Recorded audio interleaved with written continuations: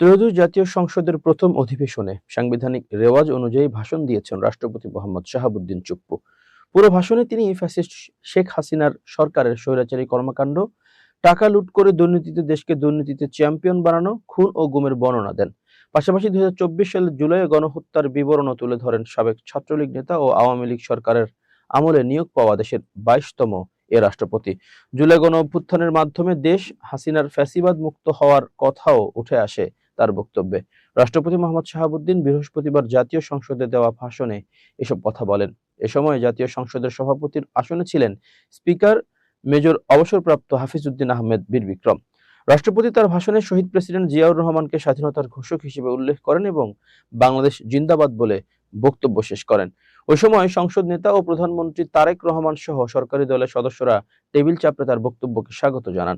রাষ্ট্রপতি তার ভাষণের ১৬ পৃষ্ঠার পুস্তিকা থেকে পাঠ করেন। এর আগে রাষ্ট্রপতি সংসদ কক্ষে প্রবেশ করলে বিরোধী দলীয় সদস্যরা ব্যাপক বিক্ষোভ করেন। তারা রাষ্ট্রপতিকে গণহত্যা ও ফ্যাসিস্ট শেখ হাসিনা সরকারের দোষর হিসেবে উল্লেখ করে তার পদত্যাগ দাবি করেন। এক পর্যায়ে বিরোধী দলীয় সংসদ সদস্যরা হাউস থেকে ওয়াক আউট করেন। রাষ্ট্রপতির বক্তব্য শেষ হলে তারা আবার অধিবেশনে যোগ দেন। জুলাই গণ অভ্যুত্থানের প্রেক্ষাপট তুলে ধরে রাষ্ট্রপতি মোহাম্মদ শাহাবুদ্দিন বলেন, বাংলাদেশের গণতন্ত্রের ইতিহাসে ২০২৪ সালের জুলাই আগস্টের ছাত্র জনতার গণ অভ্যুত্থান একটি গুরুত্বপূর্ণ ঘটনা। কোটা সংস্কার আন্দোলন থেকে এক পর্যায়ে এটি ফ্যাসিবাদ বিরোধী আন্দোলনের রূপ নেয়। দেশের ছাত্র জনতা, কৃষক, শ্রমিক, শিক্ষক, সাংবাদিক, বুদ্ধিজীবী, প্রবাসী তথা সকল শ্রেণী পেশার মানুষ, গণতন্ত্রের পক্ষের রাজনৈতিক দল সহ সকলের সম্মিলিত আন্দোলনের ফলে ২০২৪ সালের ৫ আগস্ট তৎকালীন ফ্যাসিস্ট সরকারের পতন ঘটে। হাজারো শহীদের রক্তের উপর দিয়ে তাবেদার ও ফ্যাসিবাদ মুক্ত নতুন গণতান্ত্রিক বাংলাদেশের সূচনা হয়। রাষ্ট্রপতি আরো বলেন, মহান মুক্তিযুদ্ধের লাখো শহীদ এবং বীর মুক্তিযোদ্ধাদের শ্রদ্ধার সঙ্গে স্মরণ করছি, যাদের আত্মত্যাগের বিনিময়ে আজকের এই স্বাধীন সার্বভৌম বাংলাদেশ। স্বাধীনতার ঘোষক শহীদ রাষ্ট্রপতি জিয়াউর রহমান বীর উত্তম, স্বাধীনতা এবং মুক্তিযুদ্ধের ইতিহাসের সকল অবিসংবাদিত নেতার অবদানকেও আমি শ্রদ্ধার সঙ্গে স্মরণ করছি।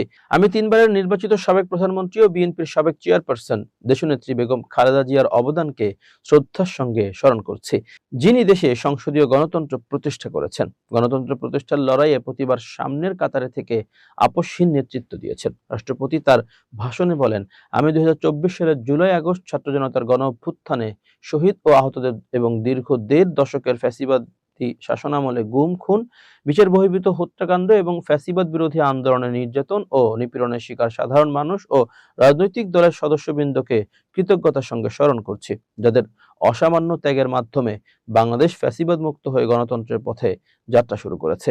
২০২৪ সালের গণ অভ্যুত্থানে সহস্রাধিক মানুষ শহীদ হয়েছেন। নারী, পুরুষ, শিশু সহ আহত ও পঙ্গু হয়েছেন কমপক্ষে ৩০,০০০ মানুষ। ৫ শতাধিক মানুষ চোখ হারিয়ে অন্ধত্ব বরণ করেছেন। তিনি জুলাই গণ অভ্যুত্থান ও জুলাই শহীদদের স্মরণে নেওয়া অন্তর্বর্তী সরকারের কার্যক্রম তুলে ধরেন। বর্তমান সরকারের বিভিন্ন কার্যক্রমের কথাও তুলে ধরেন তিনি। আওয়ামী লীগ সরকারের বাংলাদেশকে দুর্নীতিতে চ্যাম্পিয়ন বানিয়েছিল বলে মন্তব্য করেন রাষ্ট্রপতি। রাষ্ট্রপতি মধ্যপ্রাচ্যের যুদ্ধ পরিস্থিতির কথা তুলে ধরেন।